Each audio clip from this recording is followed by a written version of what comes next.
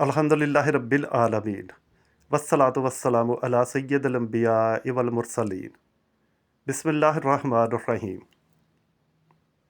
التحیات کا پس منظر۔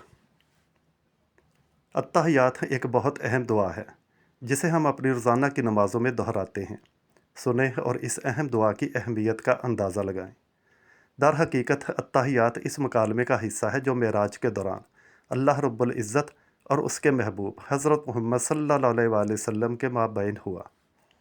حضرت محمد صلی اللہ علیہ وآلہ وسلم اللہ رب العزت سے ملے تو آپ صلی اللہ علیہ وآلہ وسلم نے السلام علیکم نہیں کہا۔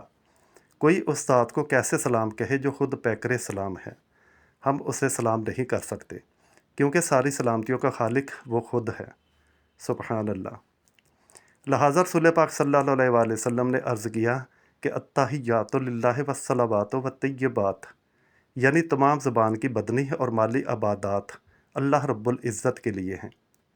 اللہ تعالیٰ نے ارشاد فرمایا کہ السلام علیکہ ایھا النبی ورحمۃ اللہ وبرکاتہ، اے اللہ کے نبی، آپ پر اللہ کا سلام اور برکتیں ہوں۔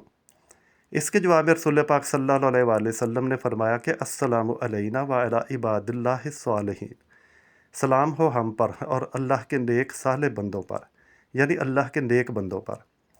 اللہ عز و جل اور اس کے بھی حبیب حضرت محمد صلی اللہ علیہ وآلہ وسلم کے درمیان یہ مکالمہ سن کر فرشتوں نے کہا کہ اشہد ان لا الہ الا اللہ وحدہ لا شریک لہ واشہد ان محمدا عبدہ ورسولہ، یعنی میں گواہی دیتا ہوں کہ اللہ کے سوا کوئی عبادت کے لائق نہیں، اور میں گواہی دیتا ہوں کہ حضرت محمد صلی اللہ علیہ وآلہ وسلم اللہ کے بندے اور اس کے رسول ہیں۔ سبحان اللہ۔